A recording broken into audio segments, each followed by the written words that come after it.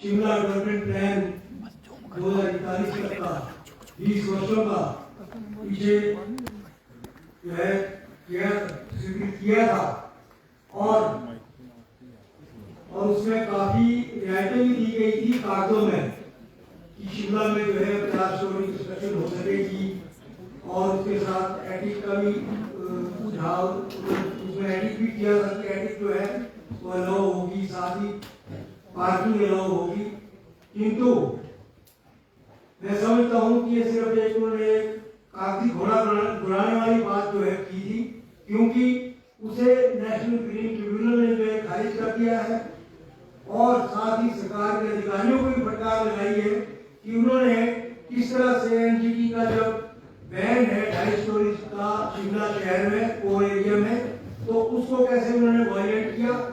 तो मैं समझता हूं कि एक तो ये सरकार 2017 में एनजीटी का जो ऑर्डर आया था उसके विरुद्ध जो है वो किसी भी जो एप्रोप्रिएट जुडिशियल फोरम है उस पर अपील नहीं दायर कर पाई और ना ही उसको चाहे वो हाई कोर्ट में लेती, या ये तो सरकार का काम था। सरकार के पास अपना जो लॉ का जो तंत्र है, लॉ सेक्रेटरी से लेकर नीचे अधिकारी है, उनसे अपना वो मशवरा लेती और साथ ही साथ जो किसी भी उसको चाहे हाई कोर्ट में या सुप्रीम कोर्ट में जो है वो अपील फाइल करती, वो कुछ नहीं किया और एक अलग से जैसे मनमाने तरीके से जैसे समझते हैं कि कानून के बाहर जो है उन्होंने शिमला डेवलपमेंट प्लान को जो है लागू किया उसको स्वीकृत किया।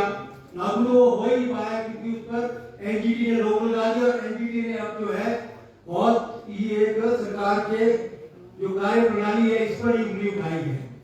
तो ये बहुत ही गंभीर मसला है और समझता हूँ मैं और आप सब लोग जानते हैं कि ये सिर्फ एक हाफ कुक उन्होंने अटेम्प्ट किया था लोगों को लुभाने के लिए चुनावी वर्ष में। जैसे उन्होंने चुनावी वर्ष में हमारे माननीय यहाँ के विधायक और मंत्री उन्होंने बड़े बड़े जोर शोर से जो है कहा कि हमने जो लैंडलेस लोग हैं उनको हम 2 बीसवा जमीन दे रहे हैं शहर में। तो आप देखिए इस बात को भी पिछली विधानसभा में उन्होंने पारित किया प्रस्ताव, तो आज उस बात को भी लगभग 5-4 महीने हो गए हैं। आप बताएंगे किसी भी एक व्यक्ति को 2 बीसवा जमीन मिली है, क्योंकि उसमें जो लीगल उन्होंने फॉर्मेलिटीज पूरी नहीं की और ना ही कोई लैंड आइडेंटिफाई की, क्योंकि शिमला और दूसरी बात उसमें एक रखी थी कि जो 1975 से पहले जिनके यहाँ पर ढारे बने होंगे। अब आप लगाइए साहब की लगभग 50 वर्ष पूर्व तो कोई ढारे थे ही शिमला शहर में। ये तो जब शिमला शहर में बाहर से लोग आए, चाहे वो शिमला हिमाचल के अलग हिस्सों से या हिमाचल के बाहर से, और जहाँ उनको स्थान नहीं था कंस्ट्रक्शन में और सब जगह वो लगे, तो तब उन्होंने अपने रहने के लिए ढारे बनाए। तो वो काम तो जो है 50 वर्ष पूर्व तो कोई था ही नहीं, तो सिर्फ ये भी एक चुनावी जुमला ही था उनका, उसके अलावा कुछ नहीं। तो इसी तरह से आप लोकल इश्यूज में देखिए कि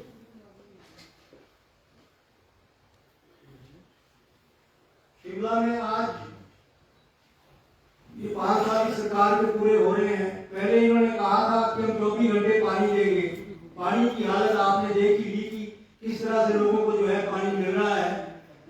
जब गर्मियां होती है तो पानी कम हो जाता है, का भागा लगाते हैं। जब बरसात आती है तो पानी में घास आ जाती है, तो वाटर सप्लाई फिर ठप हो जाती है। तो ये जो सिलसिला है ये पूरे 5 साल चलता रहा, इसमें कोई सुधार नहीं हुआ। कोई भी इसमें सिर्फ जुमलेबाजी होती रही और कोई सुधार नहीं हुआ। इसके साथ साथ ही पार्क की समस्या वहाँ की वहाँ है, यहाँ पर थी। और ट्रैफिक तो आप देख ही रहे हैं कि जब भी वीकेंड होता है तो ट्रैफिक क्या होता है कि 2-2 घंटे में बालूगंज से बस स्टैंड तक पहुंचने निकल लग जाते हैं। तो किसी भी तरह से मैं समझता हूँ ये सरकार बिल्कुल नाकाम रही है और सिर्फ इनका ध्यान अब तो ये यहाँ पर इन्होंने जो है आचार संहिता लग गई और जो साथ में गुजरात में चुनाव होने वहां नहीं लगाई। अब यहाँ का जो सारा जो इनके केंद्रीय नेता थे सब गुजरात जा रहे हैं, किंतु कितना बड़ा नुकसान इन्होंने प्रदेश को किया है, प्रदेश की इकोनॉमी वहीं को आप देखिए, अभी चंबा में रैली हुई, माननीय प्रधानमंत्री जी की रैली हुई, 709 बसों के रूट जो है प्रभावित हुए, 709। और ये नहीं है कि बसें जो है खुल गई, क्योंकि वहां से हमारे लोग भी वहां थे, बसों में 4-4, 5-5 लोग गए और 3 दिन जो है बसों के रूट प्रभावित हुए। पहले दिन जब वो वहां से गए, दूसरे दिन वहीं रहे, तीसरे दिन वापिस आए। सारे प्रदेश में इन्होंने जो है वो ट्रांसपोर्ट व्यवस्था को बिल्कुल ठप कर दिया। और गए कौन लोग? जो बेचारे बेनिफिशियरीज थे, थोड़े बहुत, जिसको किसी को 500 रुपए डाला है, किसी का 5 किलो अनाज दिया है, उन लोगों को जो है स्थानीय अधिकारी जो है ढोके ले गए और इस तरह से इन्होंने भीड़ वहां पर इकट्ठी की। तो पूरा इन्होंने जो है मिसयूज किया है ऑफिशियल मशीनरी का, और पूरी जो व्यवस्था है उसको तहस-नहस किया है।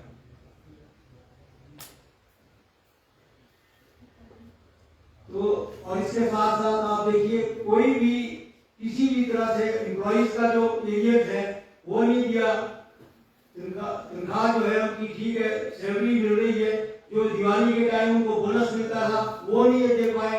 एम्प्लॉइज जो है वो आज परेशान है। हर एम्प्लॉय हर जगह पर, चाहे वो केंद्र सरकार में है, चाहे प्रदेश सरकार में है, चाहे किसी भी निगम में है, उनकी भी किसी भी तरह से उनके ड्यूज जो है आज तक पे नहीं कर पाए। हालांकि कर्जा ये ले जा रहे हैं, कर्जा जो है हर मास जो है लिया जा रहा है, किंतु वो कहाँ खर्च हो रहा है? सिर्फ इन रैलियों में और इस तरह के जो होर्डिंग लगाने में खर्च हो रहा है, और कहीं भी जो है इसका नजर नहीं आता है। लॉ एंड ऑर्डर का आप सिचुएशन देख लीजिए, शिमला जिला में अभी 2 मर्डर हुए, अभी कोई पता नहीं लगा उनका, रामपुर में हुए। अब आप देखिए, हमारा शांति प्रिय प्रदेश है, भाई अगर यहाँ पर ये माइग्रेंट लेबर आज से नहीं आ रही है, माइग्रेंट लेबर तो जब यहाँ काम होगा, प्रोजेक्ट्स हैं उनमें आती है, तो उसको किसी तरह से कोई के पास ऐसा तंत्र नहीं है कि उनको रेगुलेट करें, उनको मॉनिटर करें, कुछ नहीं है। बिल्कुल जो है प्रशासन जो है बिल्कुल सोया हुआ है। और साथ ही साथ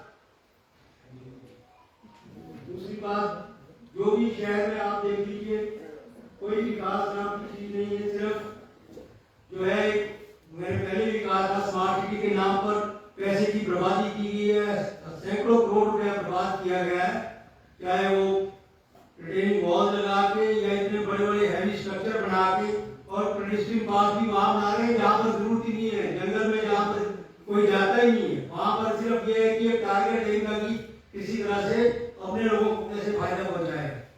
तो ये सरकार जो है, इसका 5 साल का कार्यकाल बहुत ही निराशाजनक, बहुत ही जो है जन विरोधी रहा है, और हर प्रकार से जो है लोगों को असुविधा हुई है। और अब लोगों ने पूरी कमर कस ली है। हमारे चाहे प्रदेश के बागवान हैं, किसान हैं, व्यापारी हैं, युवा हैं, महिलाएं हैं, वो सब आज इस सरकार को आने वाले 12 नवंबर को इनको जो है पूरा जवाब देंगे और कांग्रेस पार्टी की सरकार को यहाँ पर लाएंगे। धन्यवाद। क्या जो म्युनिसिपल कॉर्पोरेशन डेवलपमेंट प्लान और शिमला को लेकर जो बहुत घोषणाएं बातें और स्मार्ट सिटी को लेकर जो गवर्नमेंट कमिटीज है, इसको लेकर आप लोगों ने लोगों को बताया क्या? कांग्रेस पार्टी करेगी? नहीं, कांग्रेस पार्टी ने टाइम पर जो है इसके बारे में जो है लोगों को बताया है, प्रेस में भी कहा है कि किस तरह से जो है स्मार्ट सिटी प्लान को ही चेंज कर दिया गया, जो उसमें जो बेसिक जो प्रोजेक्ट्स थे, चाहे उस डीकंजेशन है या जो ट्रैफिक सिस्टम है उसको अच्छा बेहतर बनाना है, या फिर जो यहाँ से मार्केट बाहर जानी थी, वो कोई भी काम जो है 5 साल में नहीं हुआ। और कई तो फाउंडेशन स्टोर जो है वैसे भी वैसे रह गए। सब्जी मंडी का राजा साहब ने फाउंडेशन स्टोर 2017 में रखा था, 17 इशू में, तो आप देखिए 5 साल में उसमें कोई काम नहीं हुआ। वहां से रोड आनी थी ऊपर, जो कि सर्कुलर रोड से मिलती, ताकि कंजेशन खत्म होती, जैसे ट्रैफिक जैम होते हैं, और कई तरह के और भी जो प्रोजेक्ट हैं वो वैसे के वैसे रह गए, उसमें कोई काम नहीं हुआ। आदर्श जी, अगर शिमला शहरी से आपका टिकट काटकर कांग्रेस के किसी अन्य कार्यकर्ता को दिया जाता है, तो पार्टी के कार्यकर्ता के साथ चलेंगे या फिर बगावत करेंगे? ये तो जो भी प्रश्न आपका है, ये तो विषय के गर्भ में है।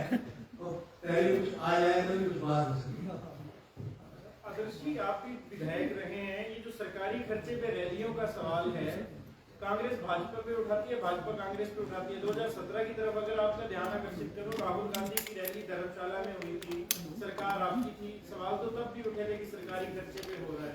देखिए कोई नहीं कर पाता। देखिए ऐसा है जी, अब ये तो मैं आपको कहा कि ये जो कांग्रेस पार्टी की रैलियां होती थी, मुझे पता है, मैं तो पिछले 30 साल से देख रहा हूँ रैलियां भी, और ये भी हम लोगों को टारगेट दिया जाता था कि आप इतने लोग लाओ, बसों का इंतजाम करो, पैसे जमा करो। मगर आज इन्होंने नया तरीका ढूंढा, मैं जैसे आपको कहा, तो नया तरीका क्या है?